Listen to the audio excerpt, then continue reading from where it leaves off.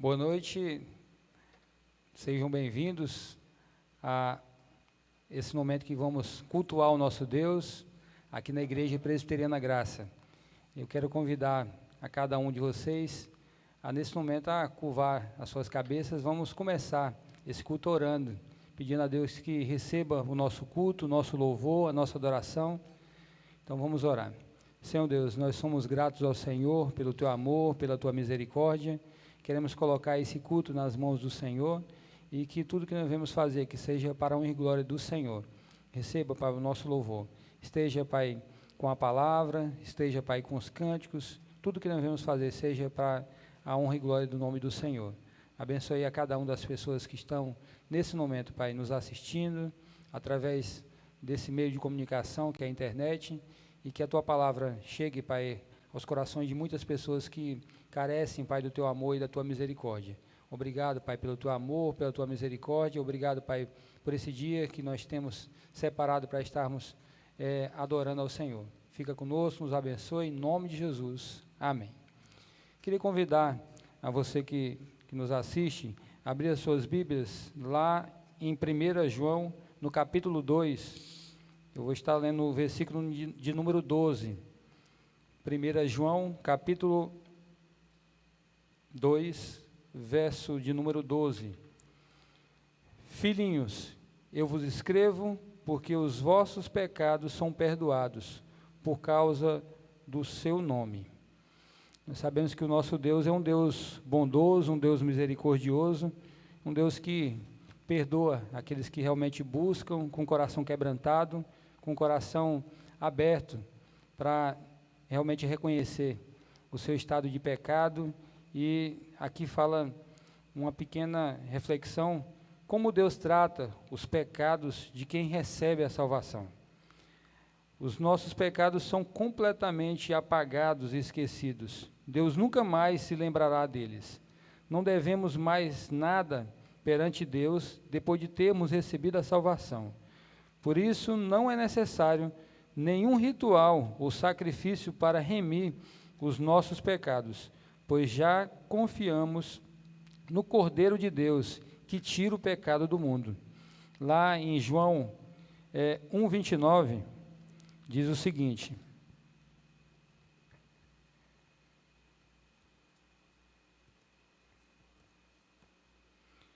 no dia seguinte, viu João a Jesus e vinha para ele e disse: eis o Cordeiro de Deus que tira o pecado do mundo. Também em Miqueias capítulo 7, versos 18 e 19, diz o seguinte: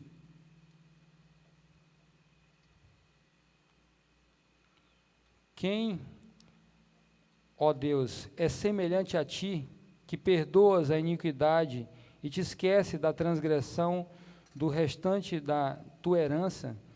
O Senhor não retém a sua ira para sempre, porque tem prazer na misericórdia. Tornará a ter compaixão de nós, pisará os pés às nossas iniquidades e lançará todos os nossos pecados na profundeza do mar. Esse é o nosso Deus, um Deus misericordioso. E aqui diz o seguinte: para entender o grande prazer de Deus tem em perdoar o pecado e agir com sua misericórdia. Aleluia, estamos livres, estamos perdoados, nenhuma acusação existe contra nós. Então, graças a Deus, que mandou o seu Filho para morrer naquela cruz, para que hoje nós tivéssemos esse acesso direto ao Pai e os nossos pecados perdoados ali naquele sacrifício. Então, o que nós temos é que adorar, é que exaltar, nós temos que agradecer a Ele sempre pela misericórdia dEle para as nossas vidas. Somos pecadores, falhos, mas nós temos um Deus que sempre nos perdoa e que está disposto a receber o nosso pedido de perdão. Então, nesse momento, vamos cantar que nós carecemos dEle e que nós precisamos do seu perdão.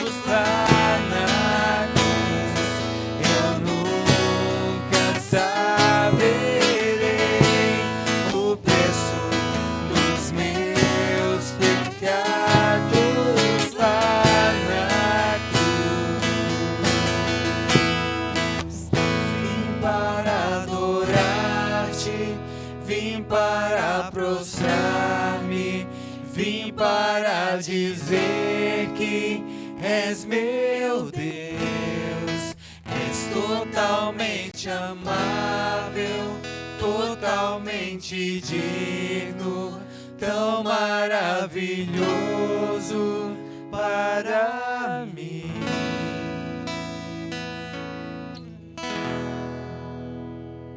E eu vim também para dizer que eu confesso ao Senhor os meus pecados. Confesso a Ti, Senhor, porque eu fraco sou. Tão fraco eu sou, mas o Senhor é forte. Amém?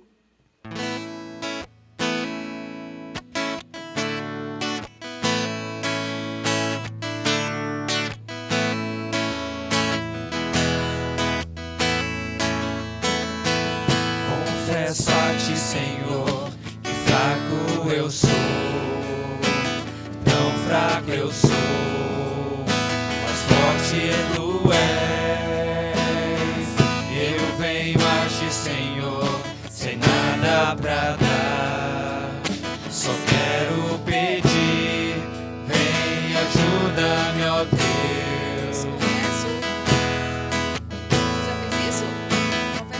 Confesso a Ti, Senhor, que fraco eu sou, tão fraco eu sou, mas forte Tu és.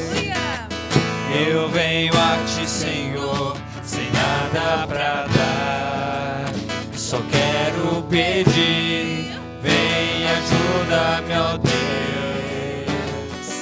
Um coração quebrantado, não rejeita, Senhor. Estenda-me Tua graça e deixe Teu amor fluir. Por misericórdia nós clamamos, faz chover perdão e graça sobre mim, perdão e graça, e lava-me, Senhor, pois hoje eu preciso do Teu amor. Vai chover perdão e graça sobre mim, perdão e graça, e lava-me, Senhor, pois hoje eu preciso do Teu amor. Vai chover perdão e graça sobre mim, perdão e graça, e lava-me, Senhor, pois hoje eu preciso do Teu amor. Vai chover perdão e graça sobre mim, perdão e graça, e lava-me, Senhor, pois hoje eu preciso do Teu amor. Ó Deus querido e Deus amado, nós viemos aqui, ó Deus, para Te adorar. Nós viemos aqui, ó Deus, para ouvir a Tua voz, e nós nos rendemos diante do Senhor. Nós nos rendemos aos Teus pés.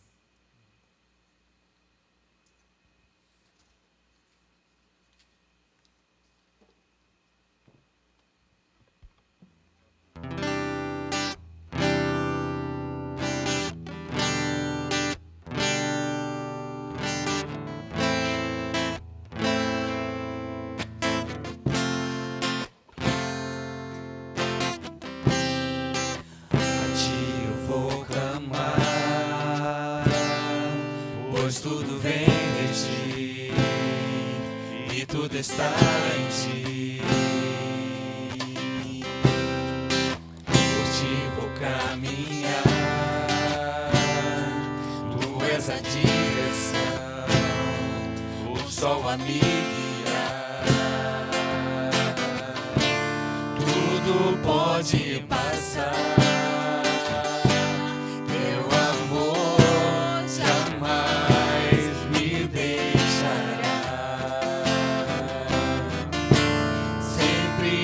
de existir novo amanhã preparado pra mim.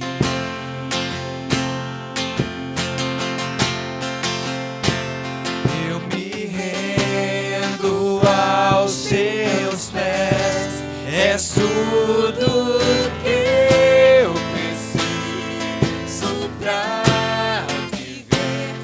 Eu me lanço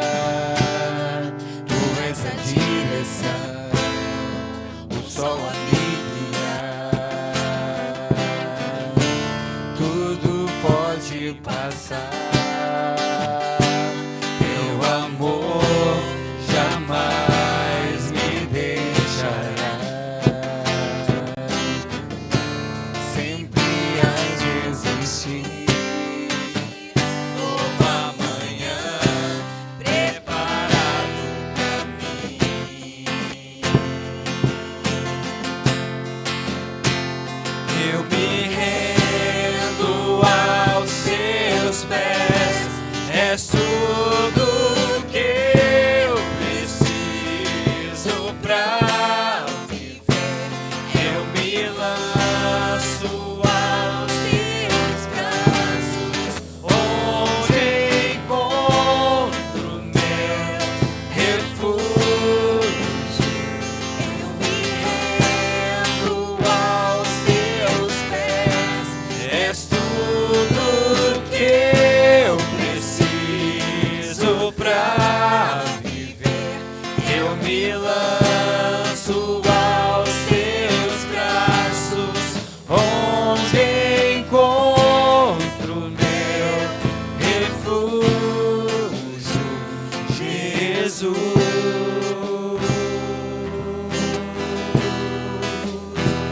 Eis-me aqui.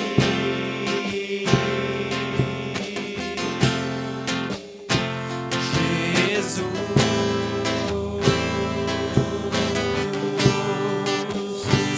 eis-me aqui.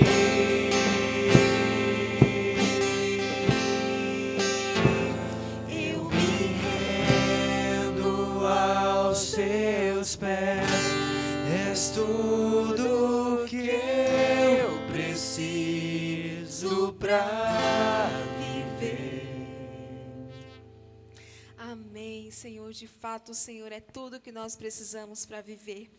De fato, nós não precisamos de mais nada, ó Deus. Nós não somos nada a não ser o Espírito Santo. Ah, se não fosse o Espírito Santo do Senhor habitando em nós, nós seríamos pecado. Porque somos pecado por natureza e a nossa natureza é pecaminosa. Nós pedimos, ó Deus, que o Senhor com a tua infinita graça venha sobre nós, ó Deus, e nos perdoe. Perdoa-nos, ó Deus, as nossas falhas, as nossas faltas. Perdoa, Deus, os nossos pecados. Perdoa-nos, ó Deus, quando nos colocamos, ó Deus, contra o Senhor. Nos colocamos, ó Deus, alheios aos teus mandamentos, alheios à tua palavra. Fazemos, ó Deus, o que nos convém. Perdoa-nos, ó Deus, quando endurecemos ao Senhor, quando pecamos contra o Senhor, quando pecamos contra o nosso irmão, quando pecamos contra a nossa família, contra o nosso próximo. Perdoa-nos, ó Pai, quando somos omissos, porque assim também estamos pecando. Perdoa-nos, ó Deus, as nossas faltas, perdoa, Deus, as nossas falhas, e nos ensine a sermos melhores todos os dias, a sermos mais parecidos com o Senhor, ó Deus. Muito obrigada, porque o Senhor enviou o teu Filho amado para isso, para nos dar o perdão, para nos limpar e nos purificar de todo o pecado, para nos tirar desse lamaçal, ó Deus. Muito obrigado, porque o Senhor enviou o seu Filho amado, o seu único Filho, para nos salvar, e nós te agradecemos por isso. Perdoa-nos, ó Pai, e nos ajude a sermos melhores, a sermos mais amor, a sermos mais parecidos contigo, em nome de Jesus. Amém. Passamos então a palavra para o pregador dessa noite. Olá, irmãos, muito bem-vindos. É uma alegria muito grande poder mais uma vez estar aqui para compartilhar um pouco da mensagem da Palavra de Deus. Hoje nós vamos dar continuidade, conforme falamos a semana passada, no livro de Jó. Nós vamos conversar um pouco, vamos dar continuidade, teremos mais algumas reflexões neste livro. Vamos aproveitar este momento da pandemia para a gente estar refletindo também sobre a vida, a trajetória de alguém que enfrentou muitas dificuldades, mas Deus, no final, lhe deu a vitória. Quero que você abra sua Bíblia no livro de Jó, no capítulo 1. Hoje nós vamos fazer a leitura a partir do verso 3. Diz assim a palavra de Deus: Possuía 7.000 ovelhas, 3.000 camelos, 500 juntas de bois, 500 jumentas. Era também muito numeroso pessoal ao seu serviço, de maneira que este homem era o maior de todos os do Oriente. Seus filhos iam às casas uns dos outros e faziam banquetes, cada um por sua vez, e mandavam convidar as suas 3 irmãs a comerem e beberem com eles. Decorridos Decorrido o turno de dias de seus banquetes, chamava Jó seus filhos e os santificava. Levantava-se de madrugada, oferecia holocausto segundo o número de todos eles, pois dizia: talvez tenham pecado os meus filhos e blasfemado contra Deus em seu coração. Assim o fazia Jó continuamente. No dia em que os filhos de Deus vieram apresentar-se perante o Senhor, veio também Satanás entre eles. Então perguntou o Senhor a Satanás: de onde vens? Satanás respondeu ao Senhor e disse: de rodear a terra e passear por ela. Perguntou ainda o Senhor a Satanás: observaste o meu servo Jó? Porque ninguém há na terra semelhante a ele, homem íntegro e reto, temente a Deus e que se desvia do mal. Então respondeu Satanás ao Senhor: porventura Jó de balde teme a Deus? Acaso não cercaste e concede a ele, a sua casa e a tudo quanto tem? A obra de suas mãos abençoaste, e os seus bens se multiplicaram na terra. Estende, porém, a tua mão e toca-lhe em tudo quanto tem, e verás se não blasfema contra ti na tua face. Disse o Senhor a Satanás: eis que tudo quanto ele tem está em teu poder, somente contra ele não estendas a tua mão. E Satanás saiu da presença do Senhor. Sucedeu um dia em que seus filhos e suas filhas comiam e bebiam vinho na casa do irmão primogênito, que veio um mensageiro a Jó. Ele disse: os bois lavravam e as jumentas pasciam junto a eles. De repente deram sobre eles os sabeus e os levaram e mataram os servos a fio de espada. Só eu escapei para trazer-te a nova. Falava este ainda, quando veio outro e disse: fogo de Deus caiu do céu e queimou as ovelhas e os servos e os consumiu. Só eu escapei para trazer-te a nova. Falava este ainda, quando veio outro e disse: dividiram-se os caldeus em 3 bandos, deram sobre os camelos, os levaram e mataram aos servos a fio de espada. Só eu escapei para trazer-te a nova. Também este falava ainda, quando veio outro e disse: estando teus filhos e tuas filhas comendo e bebendo vinho em casa do irmão primogênito, eis que se levantou grande vento da banda do deserto e deu nos 4 cantos da casa, a qual caiu sobre eles, e morreram. Só eu escapei para trazer-te a nova. Então Jó se levantou, rasgou o seu manto, rapou a cabeça e lançou-se em terra e adorou.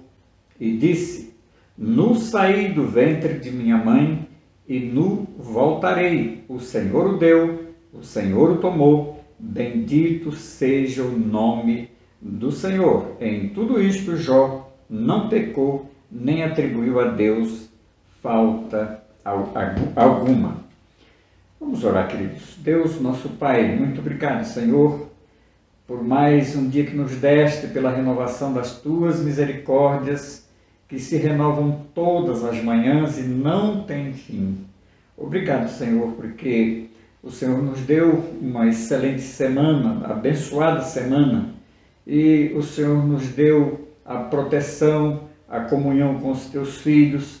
Também o Senhor nos deu saúde, nos deu mantimento. Muito, muito obrigado, Pai. Agora oramos que o Senhor nos abençoe e aplique a tua palavra aos nossos corações nesta noite. Pedimos-te estas bênçãos no nome santo de Cristo Jesus. Amém. Meus amados,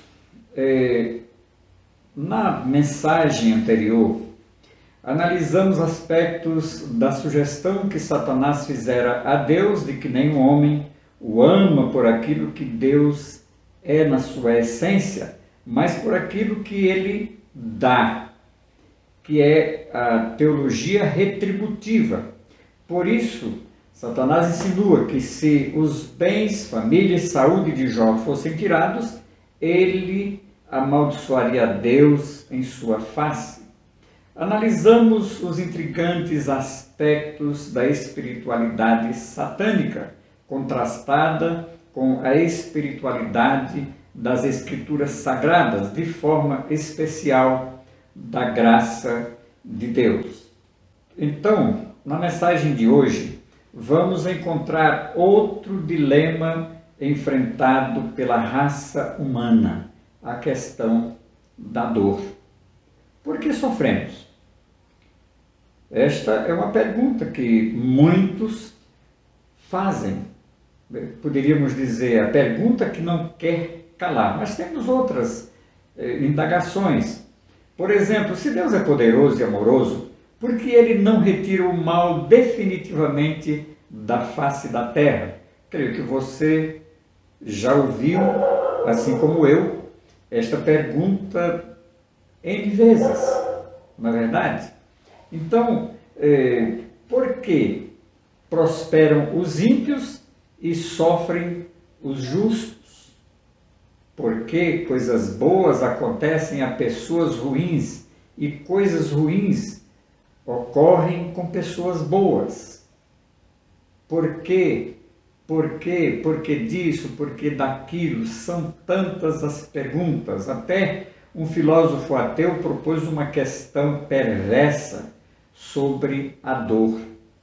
Disse ele: ou Deus é bom e não é todo-poderoso, ou é todo-poderoso, mas não é bom? Este capítulo 1 de Jó levanta algumas causas do sofrimento humano, mostra as causas da dor, mas não resolve o problema. Mas nós queremos, irmãos, conversar um pouco, refletir neste capítulo de Jó, e nós vamos então trazer aqui algumas considerações que nos servirão aí para a nossa reflexão e para o nosso entendimento. Então, tratando deste assunto do dilema da dor humana, a dor humana é decorrente, em primeiro lugar, da malignidade dos homens. Então, o sofrimento, ele surge muitas vezes por causa das ambições desenfreadas e do desejo de dominar e possuir a qualquer preço. Creio que você já ouviu uma filosofia que está impregnada na sociedade, que os fins justificam os meios. Não importa os fins empregados para que você chegue ao objetivo final. Então, os fins justificam os meios. Pois é, irmãos, aqui nós vemos dois grupos sendo citados. Os sabeus, que está aí no verso 15, do reino de Sabá. Eu acho que os irmãos devem lembrar da história da rainha de Sabá, que era sábia, né? Tiveram aquele encontro, Salomão e ela. E o outro grupo, os caldeus, aí que está no verso 17, esses grupos são descendentes de Sem, que era o filho mais velho de Noé. O primeiro grupo veio com força, com ímpeto sobre as propriedades de Jó, levando todos os animais e matando os empregados a fio de espada, sobrando apenas um para contar a nova a Jó. O segundo grupo é da Caldeia. Eles vieram em 3 bandos, deram sobre os camelos e os levaram, e mataram também os servos de Jó, e deixaram apenas um para que desse a notícia. Então, irmãos, vamos pensar em coisas que muitas vezes acontecem causando grande sofrimento. Esse sofrimento ainda advém das ações humanas, das ações de homens perversos, como guerras, assaltos, sequestros, latrocínios, balas perdidas, roubos, furtos e por aí vai. Quero trazer aqui, que não é novidade para ninguém, as questões aí que assolaram, podemos dizer assim, o nosso país na economia. Por exemplo, a partir de 2005 tivemos o desfecho de vários escândalos aí no nosso governo. Mensalão foi um escândalo que abalou nossa nação. Outro escândalo muito maior foi o da Petrobras e também o do BNDES.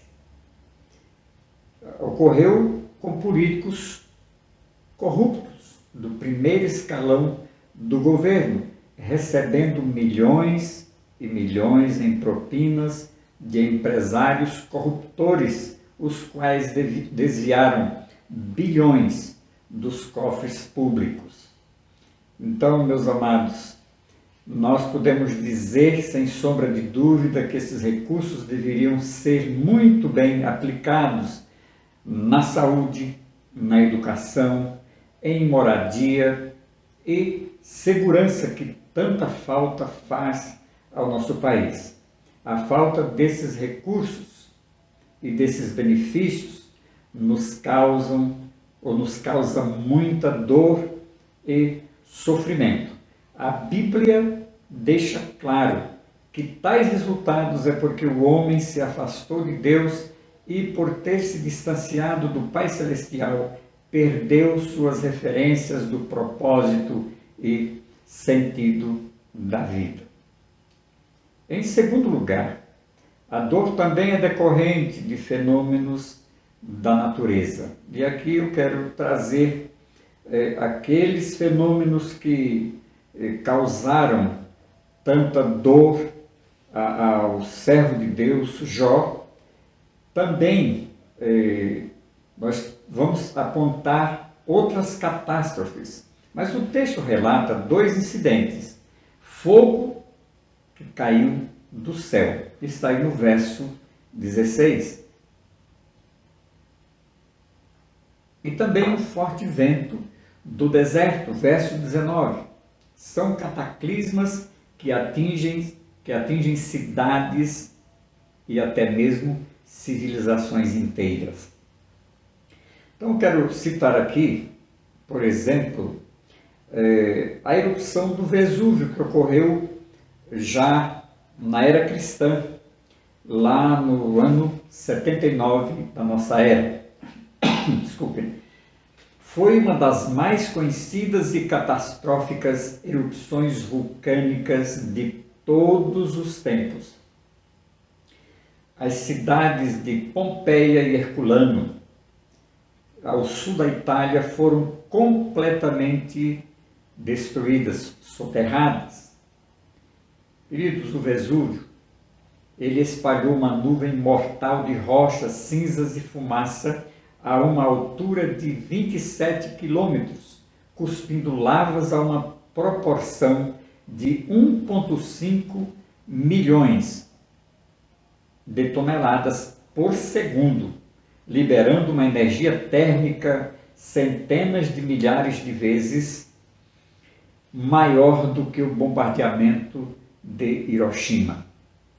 É isso que nos asseguram os sites que contam esta história. Estima-se que 16 mil cidadãos dessas cidades sucumbiram, morreram.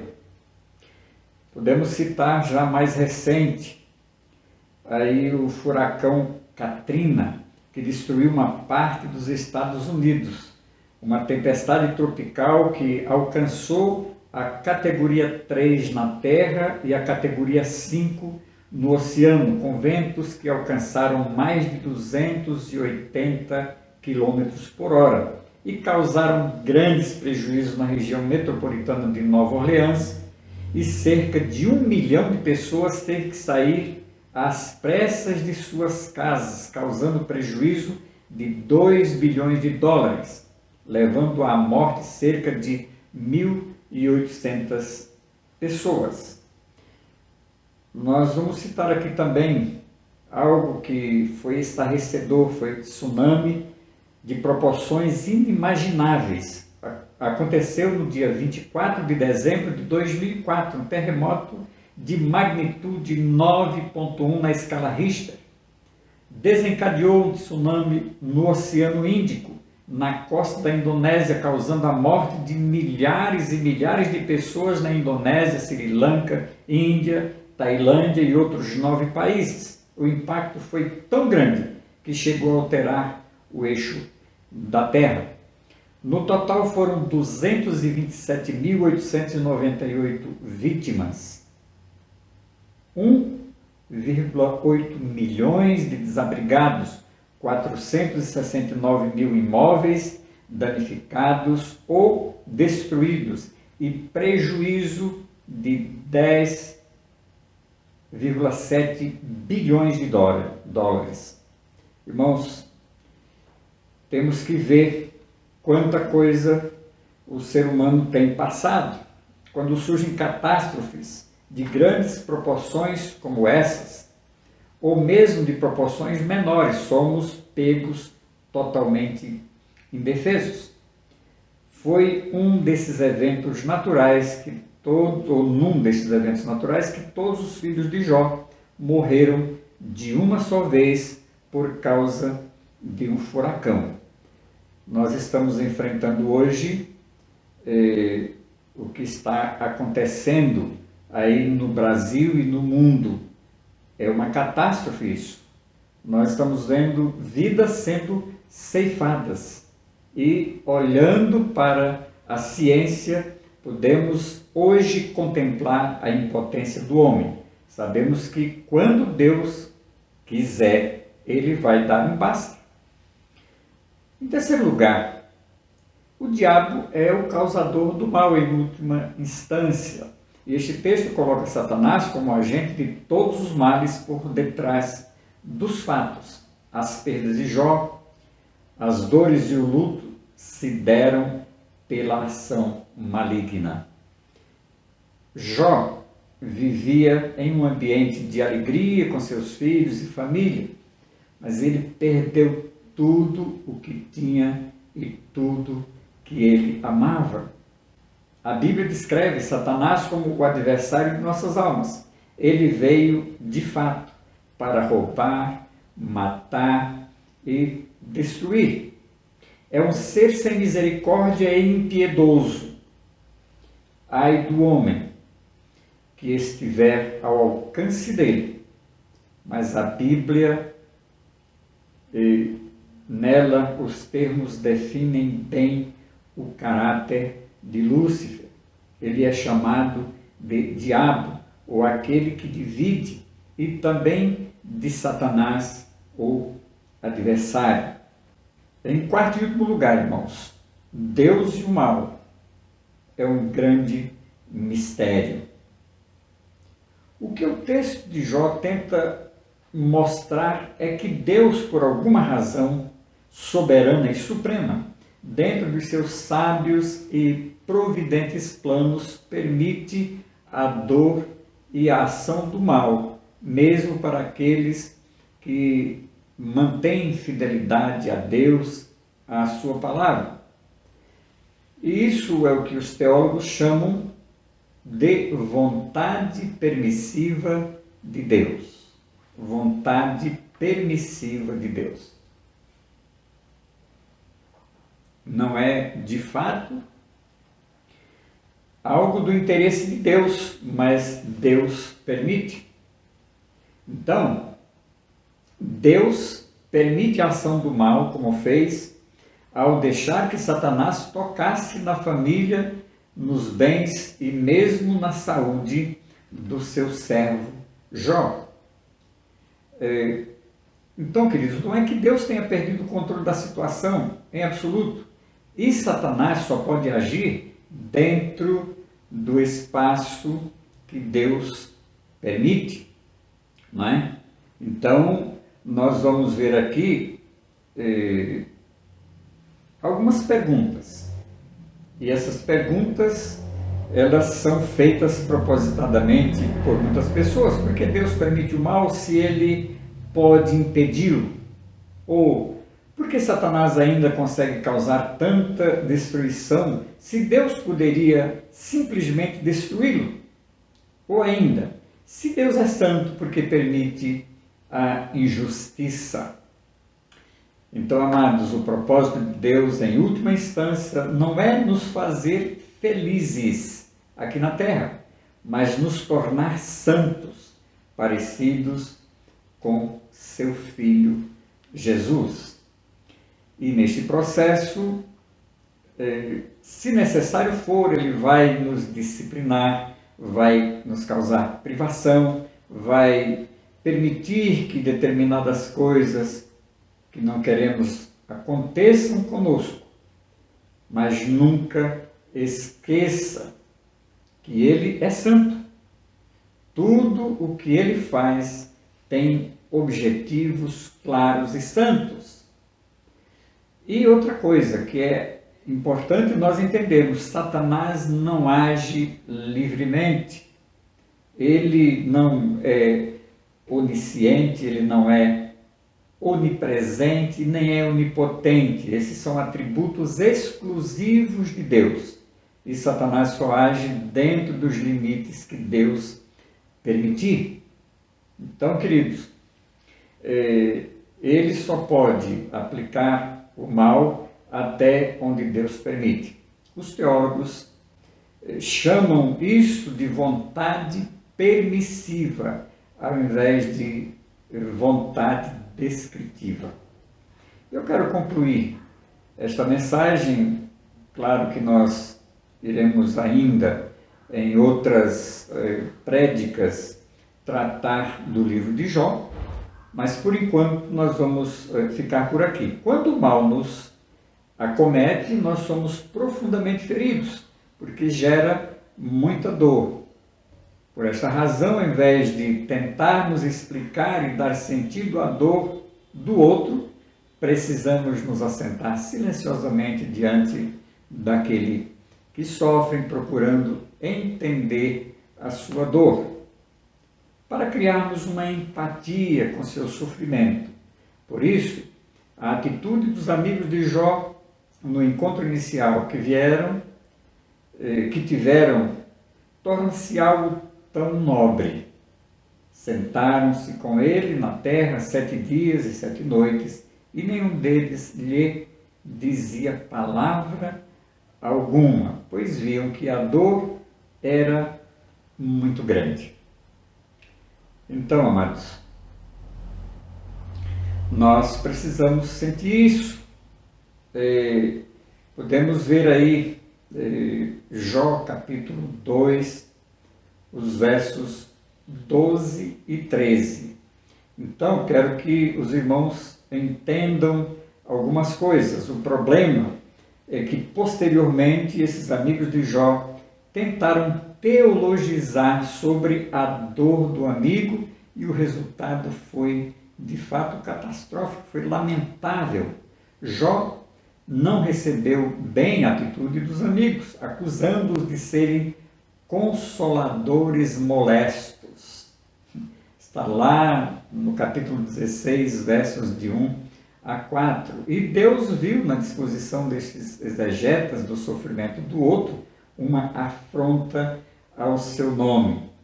Então, muitas vezes nós queremos dar explicações quando o outro está sofrendo. E quem sabe a melhor coisa não seja apenas o silêncio, ficar calado frente à dor do outro. No final do livro, Deus lhes dirige a palavra em tons severos. O meu servo Jó orará por vós, porque dele aceitarei a intercessão, para que não vos trate segundo a vossa loucura. Deus ficou tão irado com eles que nem sequer permitiu que eles orassem. Muito bem. Queridos, Deus tinha planos para o seu servo Jó, porém não havia revelado a ele, não havia contado para ele, planos que revelaremos oportunamente, porque teremos outras mensagens sobre este livro na sequência. Por enquanto, você pode inclusive ir lendo aí o livro de Jó, porque nós falaremos nos próximos estudos, nas próximas prédicas, sobre este personagem bíblico. E esperando que nesses tempos de pandemia, Deus nos fale muito através do livro de Jó. Que assim Deus nos abençoe. Curva sua cabeça e vamos orar. Querido Pai, muito obrigado pela Tua palavra. Pedimos ao Senhor que faça com que esta palavra traga conforto e consolo aos nossos corações nesses tempos tão difíceis.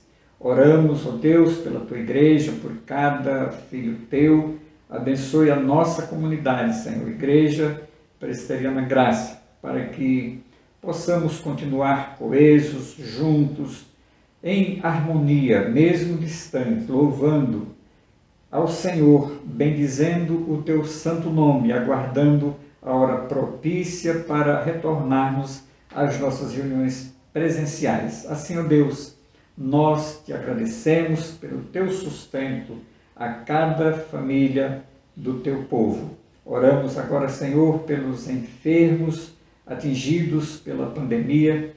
Ó Deus, estende a Tua mão curadora. Oramos pelos enlutados que já perderam seus entes queridos também, que o Senhor dê o consolo a essas famílias. E aqueles que perderam empregos, fecharam suas empresas, ó Deus, estende a Tua mão, abençoando e suprindo as suas mesas. Oro que o Senhor nos dê uma excelente semana, andando na companhia do Senhor, refletindo na Tua palavra. Oramos assim, ó Deus, com perdão dos nossos pecados, no precioso nome do Teu Filho, nosso Salvador, o nosso Senhor Jesus Cristo. E agora, irmãos, que a bendita graça do nosso Deus, o amor de Deus, nosso Pai, a graça bendita de Jesus e a consolação do Espírito Santo repousem e permaneçam conosco, bem como com toda a família de Deus em toda a face da terra, hoje e para sempre, sempre. Amém. Meus irmãos, chegamos ao final desta mensagem. Que Deus tenha te abençoado, que Deus continue te abençoando. Desejo a todos uma excelente semana, caminhando com o nosso Deus. E também, meus amados, quero pedir aos irmãos que pensem durante todos os dias da semana que precisam fazer o culto doméstico, precisam estar em sintonia com o nosso Deus, com a sua família, todos os dias. Que assim Deus te abençoe. Tenham uma excelente semana.